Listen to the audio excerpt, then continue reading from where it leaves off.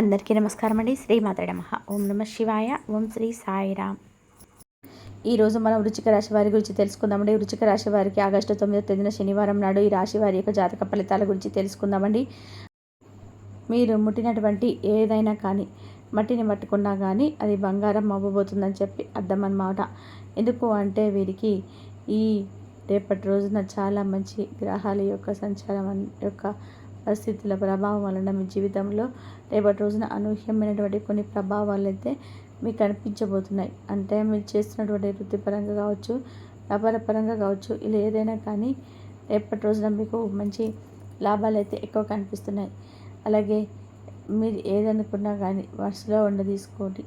సమస్య కావచ్చు, ఇలా ఏదైనా కానీ మీ నుండి చాలా మంచి సమాధానం, పరిష్కారం అనేది మీకు దొరుకుతుందని చెప్పుకోవాలన్నమాట. అలాగే వీరికి రేపటి రోజున పరంగా కావచ్చు, ఇలా ఏదైనా కానీ రేపటి రోజున మీకు మంచి లాభాలు అయితే ఎక్కువగా కనిపిస్తున్నాయి.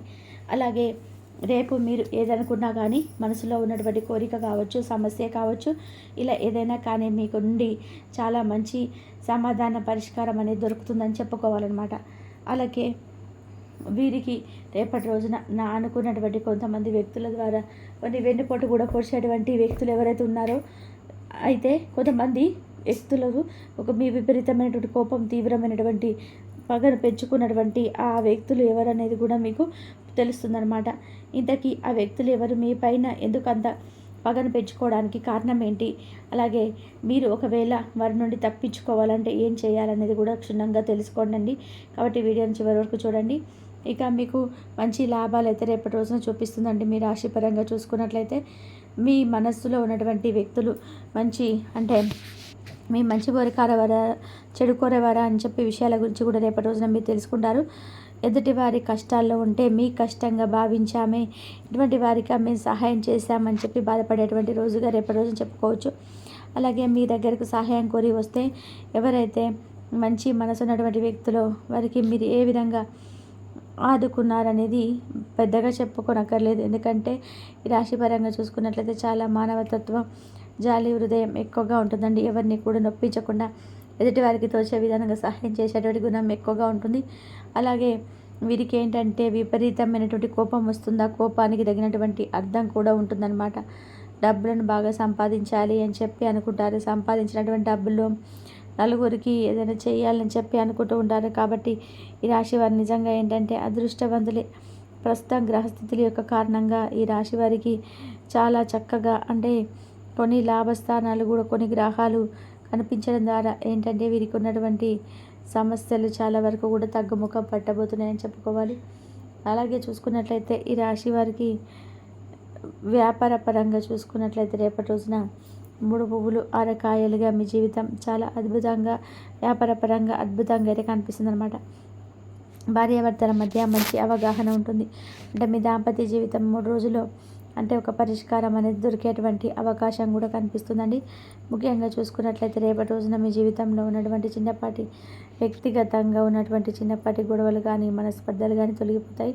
రాబోయేటువంటి 3 రోజులు మరింత ఎక్కువగా మిమ్మల్ని ఒకరినొకరు అర్థం చేసుకొని చక్కగా ఉంటారనమాట. అలాగే ఎవరైతే కాంపిటేటివ్ ఎగ్జామ్స్ రాయాలని చెప్పి ప్రిపేర్ అవుతున్నారో వారికి కూడా రేపటి రోజున మంచిగా కలిసి రాబోతుందని చెప్పుకోవాలి. ఇక ప్రేమికుల విషయానికి వస్తే రేపటి రోజున మీకు చాలా అంటే చాలా సాఫీగా సాగుతుందండి. అలాగే మీ ప్రేమ పెళ్లి వరకు దారి తీసేటువంటి అవకాశాలు కనిపిస్తాయి. ఎవరైతే డబ్బర్లకు సంతానం కోసం ఏవైతే వారు వెయిట్ చేస్తున్నారో వారు ఖచ్చితంగా ఈ సంతాన యోగం కనిపిస్తుంది. కాబట్టి ఈ విషయంలో మీరు మంచి శుభవార్త అయితే వింటారండి. అంతేకాకుండా రేపటి రోజున మీకు చాలా అనుకూలంగా, అదృష్టకాలంగా ఉందని చెప్పుకోవాలి.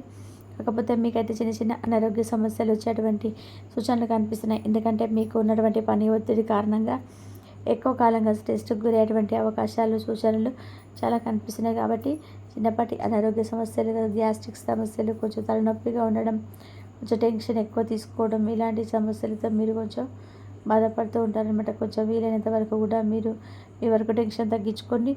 అదేవిధంగా ఆరోగ్యం చక్కగా చూసుకోండి. సమయానికి భోజనం, నిద్ర, వ్యాయామం చేసుకోండి, మెడిటేషన్ చేసుకోండి, నడక, ప్రాణాయామం చేసుకోండి. ఇలాగ మీరు చేసుకునడం వల్ల మీకు వచ్చేటువంటి ఆరోగ్య సమస్యల నుంచి మీరు గట్టెక్కవచ్చు. ఇక రేపటి రోజున ఇంకా చూసుకున్నట్లయితే రేపటి రోజున చక్కగా కలిసి రాబోతుందని చెప్పుకోవాలి. కాబట్టి మీరు చేస్తున్నటువంటి అన్ని పనుల్లో మీకు అద్భుతంగా ఉంటుంది. కాకపోతే మీకు అనారోగ్య సమస్యలు కనిపిస్తున్నాయి కాబట్టి వాటిని మీరు సర్దిద్దుకోవాలి.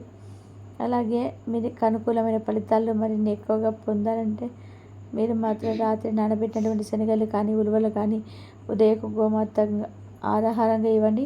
పేదవారికి అన్నదానం, వస్త్రదానం చేయండి. తద్వారా మీకున్న చెడుపాటి సమస్యలుంటే ఆటంకాలను తొలగిపోతాయి. అదింతే కాకుండా జాతక దోషం లేదన్నా కానీ, అంటే బాగా లేదని చెప్పి అనిపించినా కానీ మీకు ప్రతికూలమైనటువంటి సమయం కూడా అనుకూలంగా మారడానికి అవకాశాలు అయితే స్పష్టంగా కనిపిస్తున్నాయి.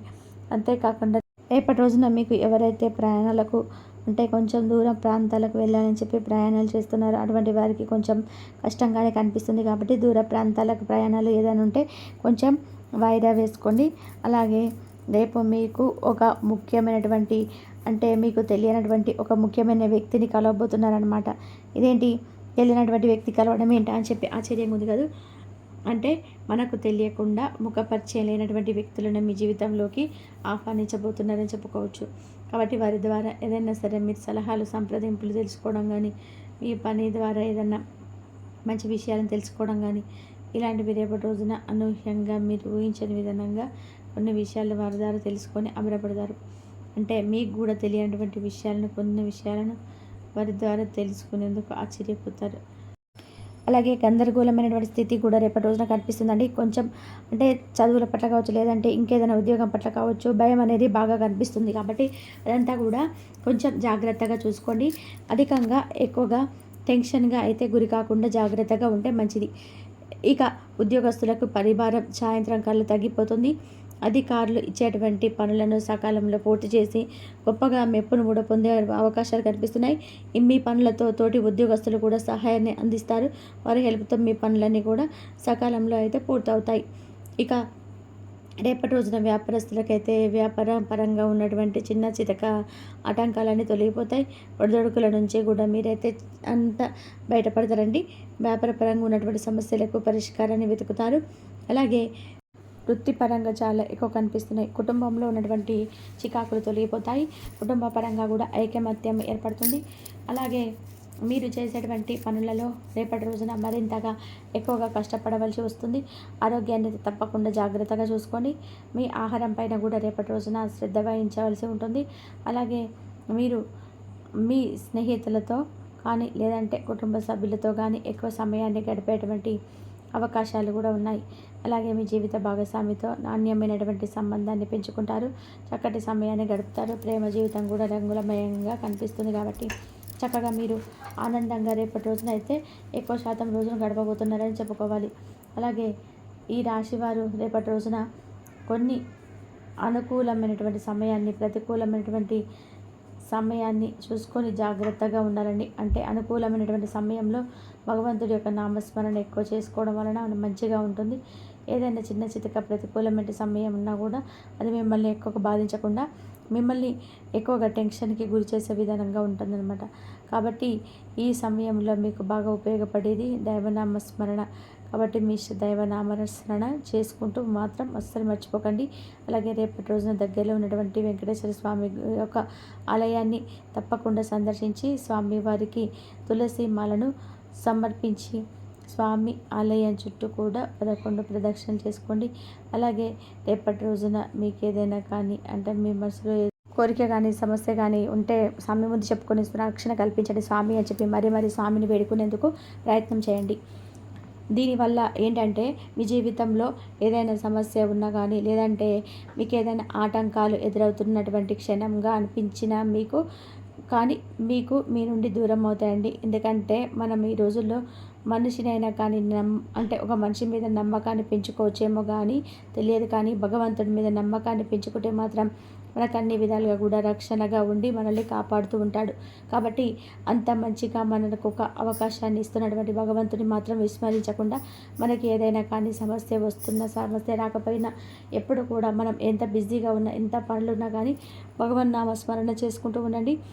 ముఖ్యంగా వెంకటేశ్వర స్వామి వారి యొక్క ఆలయ దర్శనాన్ని మానకుండా రేపటి రోజున వీలుంటే తప్పకుండా స్వామి దర్శనం చేసుకోండి, ప్రయత్నం చేయండి. ఆలయ దర్శనాన్ని మానకుండా రేపటి రోజున వీలుంటే తప్పకుండా స్వామి దర్శనం చేసుకునేందుకు ప్రయత్నం చేయండి. అలాగే శని భగవానుడి యొక్క అనుగ్రహం కోసం శని భగవానుడికి తైలాభిషేకం అంటే చక్కగా నువ్వుల నూనెతో స్వామికి అభిషేకం చేసుకోవడం, నల్లని వస్త్రాలను ఎవరికైనా దానంగా ఇవ్వడం, ఇటువంటివి చేయడం వల్ల కూడా మీ జీవితంలో ఉన్నటువంటి జాతక దోషాలన్నీ కూడా క్రమంగా తగ్గుముఖం పడతాయి. మరి రేపటి రోజున మీరు చేయాల్సినటువంటి పనులు, చేయకూడనటువంటి పనులు ఏం చేస్తే మీకు అనుకూలంగా ఉంటుంది, అలాగే ప్రతికూలమైనటువంటి సమయంలో మీరు ఏం చేయాలనేటువంటి విషయాలన్నీ కూడా తెలుసుకున్నారు కదండి. తిరిగి మరొక మంచి వీడియోతో మళ్ళీ కలుసుకుందాం. మరి వీడియోలో చెప్పినవి ఇన్ఫర్మేషన్ మీకు